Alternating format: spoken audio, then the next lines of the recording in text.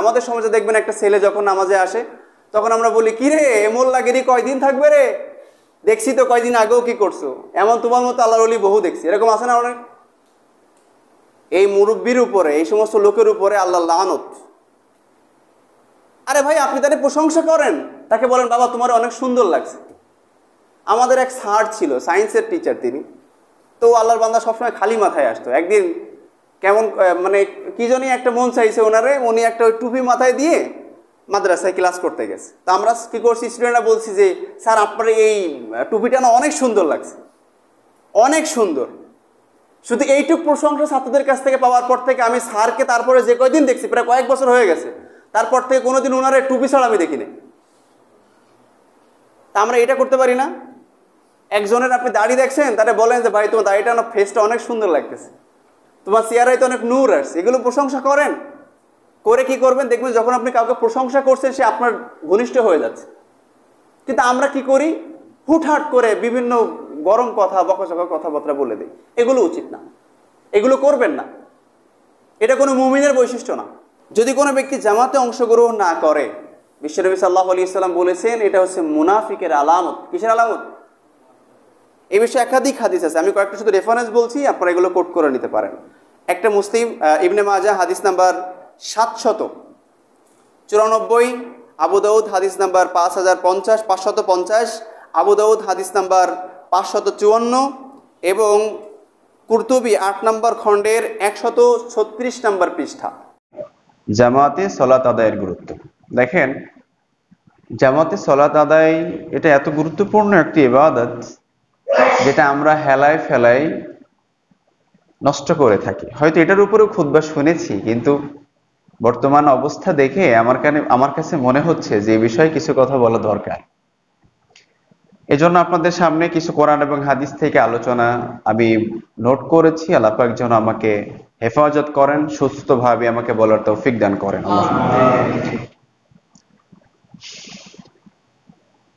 আলহামদুলিল্লাহ। দেখেন, জামাতে সালাত আদায় করা এটা আল্লাহ সুবহানাহু ওয়া তাআলার নির্দেশ। আল্লাহ সুবহানাহু ওয়া তাআলা সূরা বাকারার 2 নম্বর সূরা, এটার 43 নম্বর আয়াতে আল্লাহ সুবহানাহু ওয়া তাআলা বলছেন, আকিমুস সালাহ ওয়া আতাউজ যাকাত, তোমরা কি করো, সালাতকে কায়েম করো। সালাত কায়েম করা মানে কি?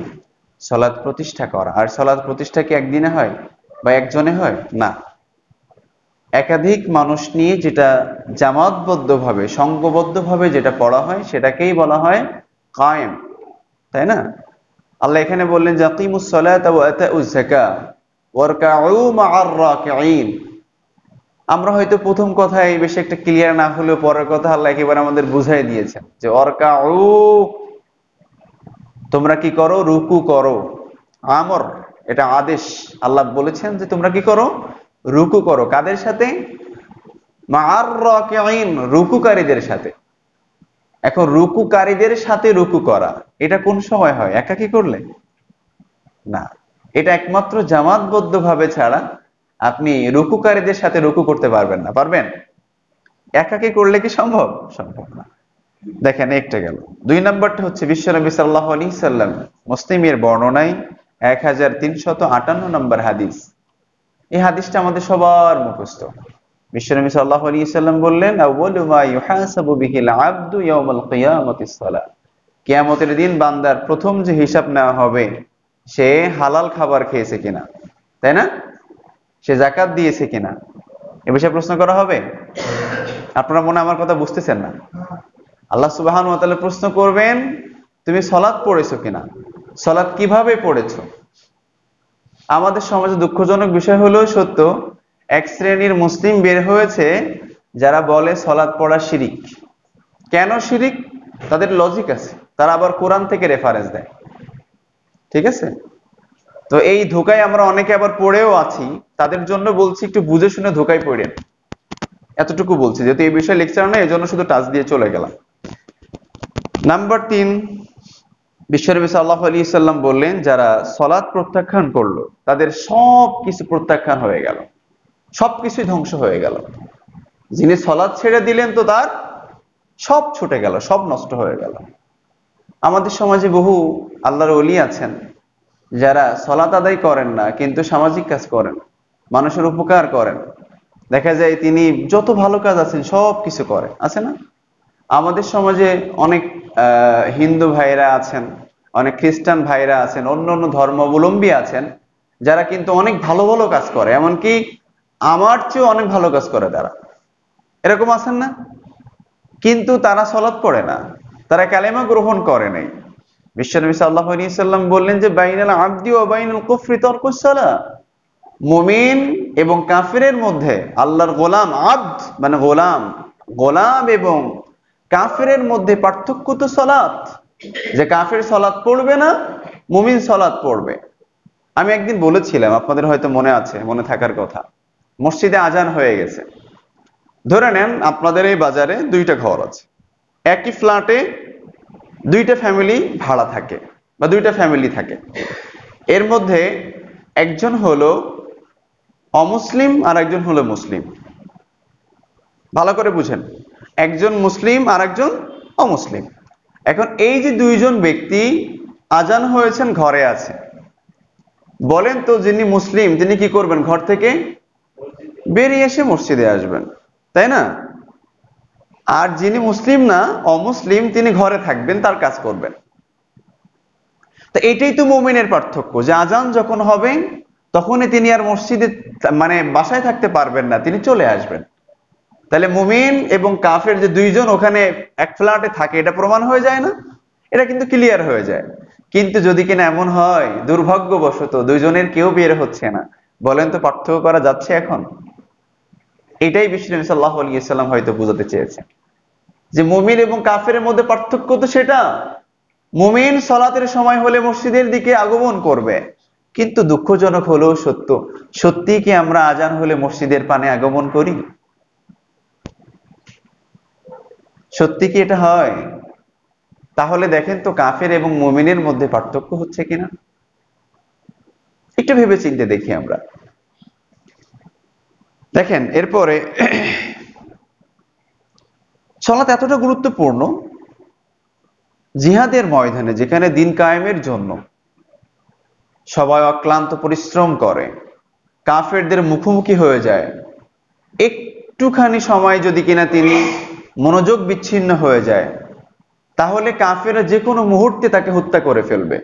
এমন একটি মুহূর্তে, এমন একটা আশঙ্কাময় মুহূর্তে, এই সময়েও সাহাবীরা কোনোদিন সালাত ছেড়েছিলেন? এই সময়ে আল্লাহ সুবহানাহু ওয়া তাআলা সূরা নিসা 4 নম্বর সূরার 102 নম্বর আয়াত, আল্লাহ এখানে নির্দেশ করলেন, যখন সালাত পড়া হবে, তখন সালাতে রক্ত হয়ে যাবে, তোমরা জিহাদের ময়দানে থাকবে, তখন তোমরা কি করবে? জামাতবদ্ধভাবে, হে নবী আপনি ইমামতি করবেন, আপনার ইমামতিতে একদল তারা জামাতে অংশগ্রহণ করবে, আর একদল তারা পাহারা দিবে, কাফেরদের সঙ্গে মোকাবেলা করবে। তারা সলাতের অর্ধেক অংশ পড়ে উঠে যাবে, বাদবাকি যারা পাহারারত ছিল তারা এসে সলাতে অংশগ্রহণ করবে। বাদবাকি অংশগুলো, বাদবাকি রাকাতগুলো তাদের ব্যক্তিগতভাবে তারা আদায় করে নিয়ে নেবে। জিহাদের ময়দানেও পর্যন্ত জামাতবদ্ধ সলাতকে কোনোভাবেই আপনি সোলাদ মানে বিভিন্ন মানে ছলচাতুরি করে এড়িয়ে যাওয়ার কোনো সুযোগ নেই। তাহলে আপনি আমি একটু রিমোট নিয়ে যখন ব্যস্ত থাকি, কোনো একটা খবর শুনি, অথবা ফোন নিয়ে ব্যস্ত থাকা সহ ইত্যাদি কোনো কাজে ব্যস্ত থাকি, তখন কি সলাৎ পরিত্যাগ করার কোনো সুযোগ আছে? জামাত পরিত্যাগ করার কোনো সুযোগ আছে? আপনি তো জিহাদের ময়দানের চেয়ে কঠিন অবস্থায় নেই, আমি তো জিহাদের ময়দানের চেয়ে কঠিন অবস্থায় নেই, তাহলে আমি সলাৎ কেন জামাত থেকে আমি বঞ্চিত হয়ে গেলাম? কেন আমার এই দূরত্ব তৈরি হলো? একটু বোঝার চেষ্টা করি। হয়তো নর্মালি বলছি তো অনেকের ঘুম চলে আসছে, আর আসাটাই স্বাভাবিক, কারণ গুরুত্বের সহিত আমরা খুতবা শোনার জন্য সবাই আসি না, এই জন্য মসজিদে আসি, এসির বাতাসে একটু ঘুম আসে। আল্লাহ পাক আমাদের হেদায়েত দান করে। কিন্তু ওই লোকগুলোর অবস্থা দেখে আমি অবাক হয়ে যাই। এই মসজিদে আমি দেখেছি বোধহয় 10:30 বা 10টার আগে বা 10টার সময় অলরেডি কিছু আল্লাহর বান্দা বাসার সব কাজ ফেলে মসজিদে চলে আসে। আমি অবাক হয়ে যাই যে এই লোকগুলো এতক্ষণ আগে কেন মসজিদে আসে। তারা আসলে বুঝেছেন আল্লাহকে পেতে গেলে কিভাবে পেতে হয়। আর কিছু লোক আসে খুতবা দেখেন শেষ হবে হয়তো 5-7 মিনিট পরে, বা সলাতের একেবারে মুখোমুখি সময় হয়ে গেছে, এ সময় আসে, এসে বলে কি রে ইমাম সাহেব তো দেরি করলো কেন।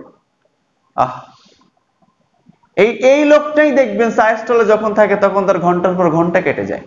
সে দুনিয়াবি যখন বিভিন্ন দেখা যায় বিভিন্ন জায়গায় আড্ডা দেয়, তখন তার ঘন্টার পর ঘন্টা কেটে যায়। তখন সে বলে ধুর, একটু যদি আনন্দ উল্লাস না করি তো করবো কবে, মরার পরে।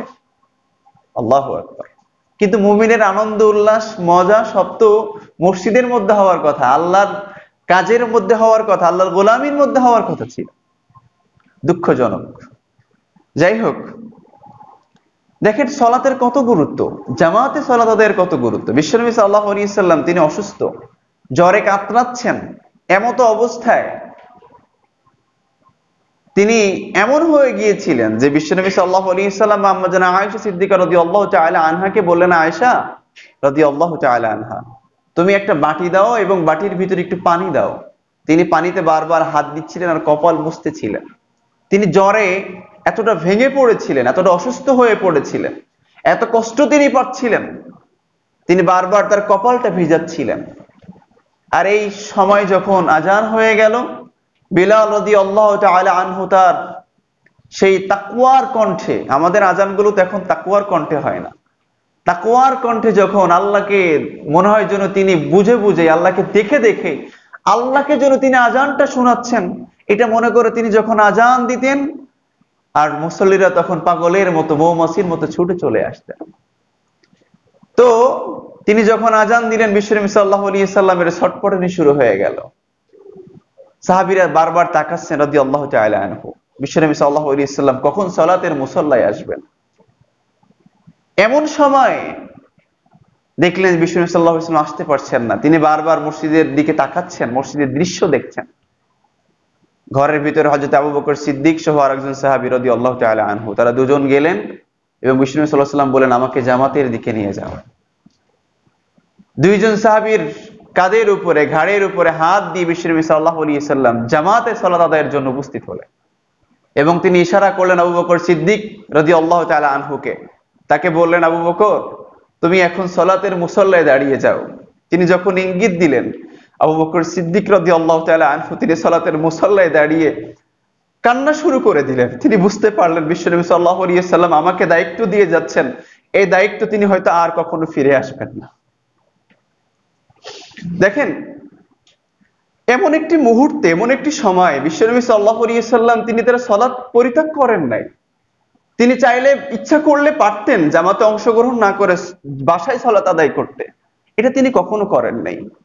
আপনার আমার উপরে কি এর চেয়ে বড় রোগ, এর চেয়ে বড় ব্যাধি কি আল্লাহ পাক চাপিয়ে দিয়েছেন, যার কারণে আমি সালাত থেকে গাফেল হয়ে আছি? মসজিদে আজান হয়ে যায়, আমার বিবেক, আমার কলব, আমার হাত পাও, আমার অঙ্গ প্রত্যঙ্গ নড়ে চড়ে বসে না, আমার কলব আমাকে মসজিদের দিকে ধাবিত করে না। আমার কলবটা কি এরকম হয়ে গেছে? আল্লাহু আকবার। সালাতের কত গুরুত্ব দেখেন। এবার আসেন ভূমিকায় কিছু হাদিস এবং আয়াত আপনাদেরকে শোনালাম। এখন এই রেফারেন্স গুলো কোথায়? একটা যে বললাম মৃত্যুর পূর্ব মুহূর্তে বিশ্বনবী সাল্লাল্লাহু আলাইহি ওয়াসাল্লাম জামাতে অংশগ্রহণ করেছেন। বুখারী হাদিস নাম্বার 687 নাম্বার হাদিস এবং মুসলিম মিশকাত 1147 নাম্বার হাদিস। আমি খুব শর্টলি বলে চলে যাব ইনশাআল্লাহ। এরপরে হচ্ছে জামাতে সালাত আদায়ের গুরুত্ব নিয়ে কিছু কথা বলে আসেন। সালাত এতটা গুরুত্বপূর্ণ ইবাদত, বলেন তো ইসলামের যতগুলো বিধান নাজিল হয়েছে কার মাধ্যমে নাজিল হয়েছে? হযরতে জিবরাইল আলাইহিস সালাতু ওয়াস সালাম, রূহুল আমিন, তার মাধ্যমেই আল্লাহ সুবহানাহু ওয়া তাআলা ওহী করেছেন, তাই না? কিন্তু এমন একটা ইবাদতের নাম বলেন যেটি সরাসরি আল্লাহ সুবহানাহু ওয়া তাআলা বিশ্বনবী সাল্লাল্লাহু আলাইহি সাল্লামকে দিয়েছেন, সেটার নাম কি? সেটা হলো সালাত। বোঝা যায় কতটা গুরুত্বপূর্ণ? আমরা হয়তো অতটা বুঝবো না, কারণ কি আমাদের কলবের অবস্থা বেশি একটা ভালো না। আমাদের কলবের অবস্থা বেশি একটা ভালো না। আল্লাহ পাক আমাদেরকে সুস্থ কলব, কলবে সালিম দান করুন। আল্লাহ সুবহানাহু ওয়া তাআলা এতটা স্পেশাল এই ইবাদতটাকে করেছেন, সরাসরি বিশ্বনবী সাল্লাল্লাহু আলাইহি ওয়াসাল্লামকে আসমানে আহ্বান করেছেন। আপনি একটা জিনিস বুঝেন, কাউকে আপনি বাসায় গিয়ে বা কারোর মাধ্যমে একটা হাদিয়া পাঠালেন, আর একটা হচ্ছে আপনি তাকে বাসায় দাওয়াত করলেন, খাওয়ালেন, ঘোরালেন ফিরালেন, এরপর একটা হাদিয়া দিলেন, কোনটার পাওয়ার বেশি? একজনের মাধ্যমে দেওয়া নাকি নিজ হাতে বাসায় দাওয়াত করে খাওয়ানো? অবশ্যই বাসায় দাওয়াত করে তারপরে যেটা দেওয়া হয় এটার গুরুত্ব অনেক বেশি, তাই না? আল্লাহ সুবহানাহু ওয়া তাআলা এই সালাতের গুরুত্ব এতটা বেশি দিয়েছেন, বিশ্বনবী সাল্লাল্লাহু আলাইহি ওয়াসাল্লামকে আগে দাওয়াত করেছেন। ইসরা, মেরাজে তিনি গিয়েছেন।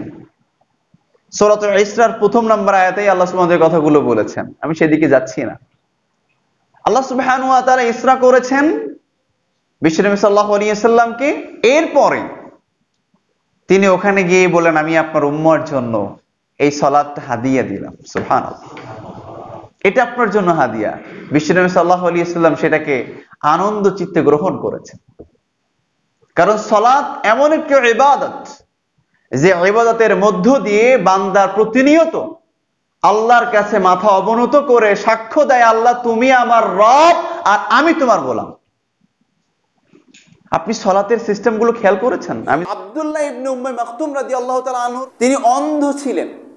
তিনি প্রশ্ন করলেন, ইয়া রাসূলুল্লাহ সাল্লাল্লাহু আলাইহি ওয়াসাল্লাম, আমি তো অন্ধ মানুষ, আমার বাসাও মসজিদ নববীর একটু পাশাপাশি আর কি। তো এখন আমি যদি কিনা সালাতে অংশগ্রহণ না করি, আমি তো সবসময় আজান হয়ে গেলে চোখে তো দেখি না, আমি মসজিদে আসতেও পারি না, অনেক সময় আসা কষ্ট হয়ে যায়, লোকজন না পাইলে কেমনে আসি? তো আমাকে একটু আসলেই ছাড় দেওয়া যায় কি না? আমাদের সমাজের হুজুরদের কাছে ফতোয়া জিজ্ঞেস করলে ওনারা বলবে, ঠিক আছে আপনি তো অন্ধ, আল্লাহ আপনার উপরে জুলুম করবে না, লা ইকাল্লিফুল্লাহু নাফসান ইল্লা উসাহা, আল্লাহ কারোর উপরে কঠিন কিছু চাপিয়ে দেন না, কাজে আপনি অন্ধ, আপনি অন্ধ। বিশ্বনবী সাল্লাল্লাহু আলাইহি ওয়াসাল্লাম প্রথমে তাকে বললেন ঠিক আছে, পরবর্তীতে তাকে আবার ডাক দিলেন, ডাক দিয়ে বললেন, আব্দুল্লাহ ইবনে উম্মে মাকতুম, তুমি কি আজান শুনতে পাও? তিনি বললেন, হ্যাঁ আমি আজান শুনতে পাই। তখন তিনি বললেন যে আজান যখন তুমি শুনবে, যেভাবেই হোক মসজিদে এসে জামাতে সালাত আদায় করো। একজন অন্ধ সাহাবীকেও যেখানে জামাত থেকে অংশগ্রহণ না করার থেকে কোনো সুযোগ দেওয়া হয় নাই, আল্লাহ পাক কি আপনার আমার চোখও কি অন্ধ করে দিয়েছেন? আমি কি চোখে দেখি না? তাহলে আমার জন্য কিভাবেই ঘরে সালাত পড়া জায়েজ হয়? বলেন কিভাবে হয়? একটু বোঝার চেষ্টা করেন, আমি একটু বোঝার চেষ্টা করি। যে একজন অন্ধ সাহাবীকেও বিশ্বনবী সাল্লাল্লাহু আলাইহি ওয়াসাল্লাম বলেছেন, যে কারোর খুঁজে নিয়ে রাখবা। কথার কথা, আপনি ডাক্তার দেখাতে যাবেন, কিন্তু আপনি খোড়া পায়ে, আপনি হাঁটতে পারেন না। এখন আপনাকে একটা ফিক্সড টাইমে ডাক্তারের কাছে যেতে হবে, তখন আপনি কিভাবে যাবেন? বলবেন আমি খোড়া মানুষ, আমি ডাক্তারের কাছে যেতে পারবো না, এই কথা বলবেন? বলবেন না। আপনি যেভাবেই হোক সেখানে যাওয়ার জন্য একটা ব্যবস্থা আগের থেকে করে রাখবেন, তাই না? তাহলে আমি সালাতের ক্ষেত্রে কেন পারি না? সালাত কি সে আমার ডাক্তার দেখানোর চেয়ে গুরুত্বপূর্ণ কম? ঘুম আসছে, একটু খেয়াল করেন, নড়ে চড়ে বসেন। তাহলে ডাক্তার দেখানোর চেয়ে কি জামাতে অংশগ্রহণ করার গুরুত্ব কম? তাহলে কেন আমরা এটা অলসতা করতে পারি? আল্লাহ পাক আমাদেরকে হেদায়েত দান করুন। এবার আসেন, আরেকটা মজার বিষয় হচ্ছে, আব্দুল্লাহ ইবনে উম্মে মাকতুম রাদিয়াল্লাহু তাআলা আনহু, তিনি সালাত আদায় করার জন্য তো বলেছেন বিশ্বনবী সাল্লাল্লাহু আলাইহি ওয়াসাল্লাম, তিনি আল্লাহকে পছন্দ করে, আল্লাহকে ভালোবেসে তিনি আল্লাহর ইবাদত এতটা গুরুত্বের সহিত দেখেছেন, তারপরেই তিনি মাঝে মধ্যে, প্রায় সময়ও বলা যায়, তিনি ফজরের আজান দিতেন বা অন্য ওয়াক্তের আজান দিতেন। কি করতেন? আমরা একটা হাদিস শুনেছি না রমাদানে, এটা হাদিসটা খুব প্রচলিত হয়, যে বিশ্বনবী সাল্লাল্লাহু আলাইহি ওয়াসাল্লাম তিনি বলেছেন যে যখন আব্দুল্লাহ ইবনে উম্মে মাকতুম রাদিয়াল্লাহু তাআলা তিনি আজান দেয়, তখন তোমরা সাহারি খাও, তাই না? তোমাদের সামনে যে খাবার থাকে খাবারটাতে খাও, এবং বিলাল রাদিয়াল্লাহু তাআলা আনহু যখন আজান দেয় তখন খাওয়া অফ করে দাও। এই হাদিসটা নিয়ে আমাদের সমাজে দেখা যায় একটু ভুল বুঝাবুঝি আছে। হাদিসটা স্পষ্ট এটা, যে যখন আব্দুল্লাহ ইবনে উম্মে মাকতুম রাদিয়াল্লাহু তাআলা তিনি আজান দিতেন, তখন সাহারি খাওয়ার কথা বলেছেন বিশ্বনবী সাল্লাল্লাহু আলাইহি ওয়াসাল্লাম। এটা তাহাজ্জুদের আজান ছিল, এটা সুবহে সাদেকের না, সুবহে কাযিবের। আর যখন বিলাল রাদিয়াল্লাহু তাআলা আনহু তিনি আজান দিতেন, তখন তিনি সুবহে সাদেক ফজরের আজান দিতেন। ফজরের আজান তিনি যখন দিতেন তখন খাওয়া অফ করতে বলেছেন বিশ্বনবী সাল্লাল্লাহু আলাইহি ওয়াসাল্লাম। কিন্তু আমরা ফজরের আজান যখন হয় তখন অনেকে হাতের সামনে যা থাকে খেয়ে ফেলি। এই হাদিসটা আমাদের বোঝার ভুল আছে। তো যাই হোক, তিনি দেখেন ফজরের সময় অন্ধ মানুষ তিনি তাহাজ্জুদের আজান দিতেন। আল্লাহু আকবার। বিশ্বনবী সাল্লাল্লাহু আলাইহি ওয়াসাল্লাম তার উপরে কি এটা বলেছেন? শুধু বলছেন জামাতে অংশগ্রহণ করো। আর তিনি আল্লাহকে এত বেশি ভালোবেসেছেন, তিনি তাহাজ্জুদের আজানের জন্য বর্ণনাতে আজান দেওয়ার জন্য চেষ্টা করতেন। সুবহানাল্লাহ বিহামদি। আমাদের যদি বলা হয় বলবো যে এখন কত কাজ, আমার ব্যস্ততা, আমি তো সুযোগ পাই না। আপনি এত বিজি কেন? সাহাবীরা তাদের কি রাদিয়াল্লাহু তাআলা তাদের কি খাবারের প্রয়োজন হতেন না? তারাও তো দুনিয়াদারি করেছেন, কিন্তু তারা বিশ্বনবী সাল্লাল্লাহু আলাইহি ওয়াসাল্লামের সেই হাদিসটা ফলো করেছিলেন। ওই যে একটা হাদিস আছে না, বিশ্বনবী সাল্লাল্লাহু আলাইহি ওয়াসাল্লাম একবার তিনি ওই চাটাইয়ের উপরে শুয়ে আছেন। এই সময় হযরত ওমর রাদিয়াল্লাহু তাআলা আনহু তিনি যে বলেন ইয়া রাসূলুল্লাহ, তিনি দেখলেন চাটাইয়ের দাগগুলো, লাল লাল রেখা, রক্ত জমা রেখাগুলো বিশ্বনবী সাল্লাল্লাহু আলাইহি ওয়াসাল্লামের পিঠের উপরে পড়ে গেছে। তখন হযরত ওমর রাদিয়াল্লাহু তাআলা আনহু তিনি কেঁদে ফেললেন এবং বললেন ইয়া রাসূলুল্লাহ সাল্লাল্লাহু আলাইহি ওয়াসাল্লাম, রোম এবং পারস্যের রাজা এবং বাদশাহ যারা, তারা তো শুধু দুনিয়ার বাদশা, তারা কত আরাম আয়েশের জিন্দেগি তারা কাটাচ্ছে, আর আপনি তো দু জাহানের বাদশা, আপনি এত কষ্টের জীবন যাপন করেন, আপনি আমাকে অনুমতি দেন আমি আপনার জন্য একটা ব্যবস্থা করি। বিশ্বনবী সাল্লাল্লাহু আলাইহি ওয়াসাল্লাম কি বলেছেন তাহলে যাও একটা তোষক অন্তত বানায় নিয়ে আসো, একটু আরামসে ঘুমাই, বলেছেন? তিনি তখন একটা কথা বলেছিলেন, হে ওমর তুমি কি চাও না তাদের হোক দুনিয়া আমাদের হোক জান্নাত? সুবহানাল্লাহ, কি অসাধারণ কথা ছিল। বললেন তুমি কি চাও না তাদের হোক দুনিয়া আমাদের হোক জান্নাত? সাহাবীরা এই একটা কথা মাথায় রেখেছিলেন, এই জন্য রেখেই দুনিয়ার সব তারা ত্যাগ করতে পেরেছেন, কিন্তু জান্নাতকে ত্যাগ করতে পারেন নাই। কিন্তু দুঃখজনক হলেও সত্য, আমরা জান্নাতকে ত্যাগ করেছি, দুনিয়াকে ধরেছি। দুনিয়া প্রয়োজন, যতটুকু আপনার প্রয়োজন অতটুকু, বেশি তো প্রয়োজন নেই। দুনিয়াটা আমরা এত বেশি ধরেছি যে আমাদের থেকে জান্নাত ছুটে যাচ্ছে। আমরা ক্ষণস্থায়ী এই সুখের দিনটা কেন বেছে নিচ্ছি আমরা দীর্ঘস্থায়ীটা বাদ দিয়ে? আল্লাহ পাক আমাদেরকে হেদায়েত দান করুন। আল্লাহু আকবার। দেখেন, দুর্বল, অসহায়, অক্ষম যারা, অসুস্থ ব্যক্তিকেও বিশ্বনবী সাল্লাল্লাহু আলাইহি ওয়াসাল্লাম জামাতে আসার কথা বলেছেন। বিশেষ করে মুসলিম, সহিহ মুসলিম হাদিস নাম্বার 654 নম্বর হাদিস আপনারা দেখে নেবেন। এরপরেই বিশ্বনবী সাল্লাল্লাহু আলাইহি ওয়াসাল্লাম বলেন, আজান হওয়া মাত্রই যারা মসজিদে এসে জামাতে অংশগ্রহণ করে তারাই প্রকৃত হেদায়েতের উপরে আছে। কিসের উপরে? হেদায়েতের উপরে। তাহলে হেদায়েত যদি পেতে হয়, সঠিক রাস্তায় যদি থাকতে হয়, প্রকৃতপক্ষে জান্নাতের পথ যদি আমাকে বেছে নিতে হয়, হেদায়েত মানে জান্নাতের পথ, সোজাসুজি কথা। হেদায়েত মানে কিসের পথ? জান্নাতের পথ। তাহলে এই জান্নাতের পথে থাকতে গেলে জামাতে অংশগ্রহণ করতে হবে। কিন্তু যদি আপনার আমার অবস্থা এমন হয় যে আপনি কবরের চিন্তায়, জাহান্নামের চিন্তায় নামাজই ছেড়ে দিয়েছেন, তাহলে কি আসলে হেদায়েতের উপরে আমি আছি? নাই তো। আল্লাহু আকবার। অনেকে দেখবেন বলবে, গর্ব করে বলে যে কি আর করবো, নামাজ কালাম পড়ে কি করব, জীবনে যে গুনাহ করছি, জাহান্নাম ছাড়াও তো উপায় নাই, তার নামাজ কালাম পড়ে আর কি করব, মনই তো ঠিক হয় না, নামাজ পড়ে করব। এমন আল্লাহর ওলি অনেকে আছেন না? অনেকে দেখবেন নামাজ পড়ে কিন্তু একটু মাঝে মধ্যে একটু ছোটখাটো ভুল ত্রুটি করে, তখন আমরা অনেক সময় কটাক্ষ করে বলি, কিন্তু তুই নামাজ পড়িস কি জন্যে, দাঁড়িয়ে রাখছিস কি জন্যে, হ্যাঁ এমন কাজ করিস, এই করিস সেই করিস, এটা বলা উচিত না। সে দাঁড়িয়ে রাখছে তো ভালো কাজ করছে, আপনি তারে প্রশংসা করেন, দাঁড়িয়ে দিয়ে আপনি কেন তারে কটাক্ষ ক্রিটিসাইজ করছেন? তাকে আপনি বুঝান যে বাবা তুমি তো দাঁড়িয়ে রাখছো, এটা খুব সুন্দর।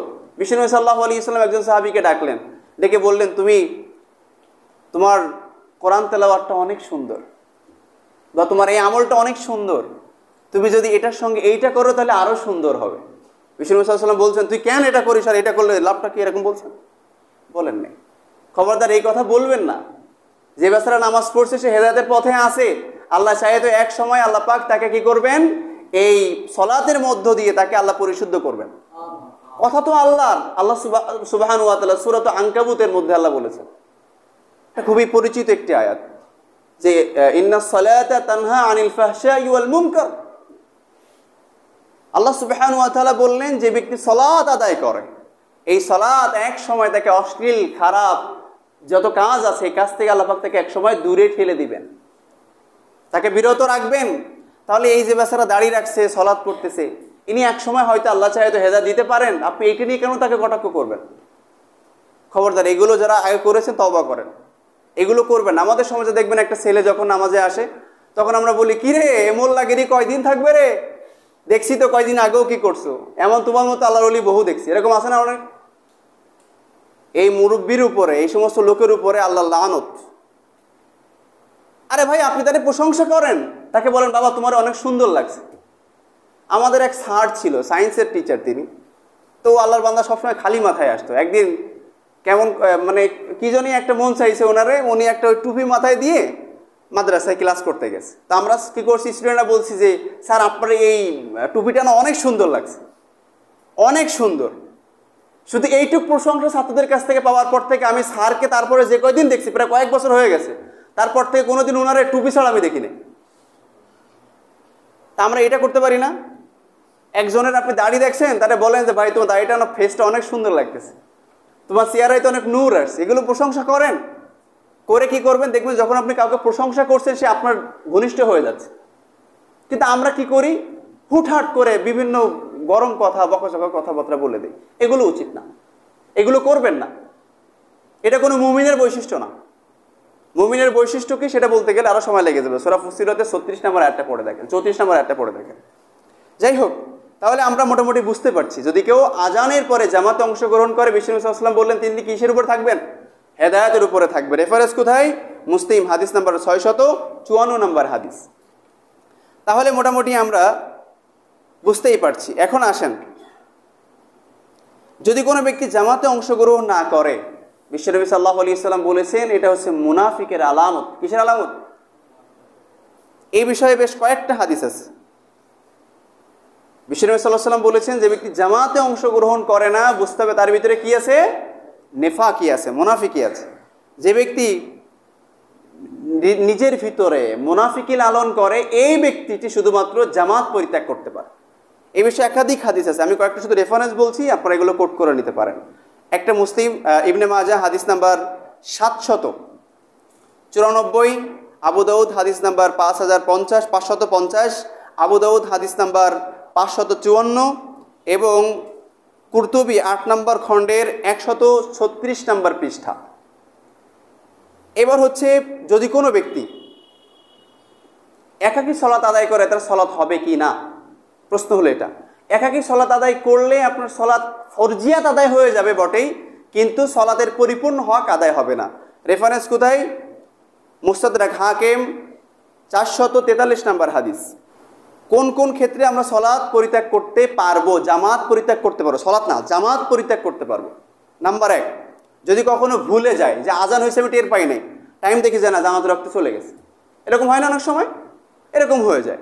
কখনো কখনো এরকম হয়েছে যে আমি এমন একটা জায়গায় আছি যেখানে আজানে শুনতে পাই নাই, যে কোনো একটা ভুলের কারণে যদি কখনো এরকম হয়, সেই ক্ষেত্রে একাকী সলাত পড়া যায়, আল্লাহ মাফ করবে ইনশাআল্লাহ তাআলা, কিন্তু সেটার জন্য অনুতপ্ত হতে হবে।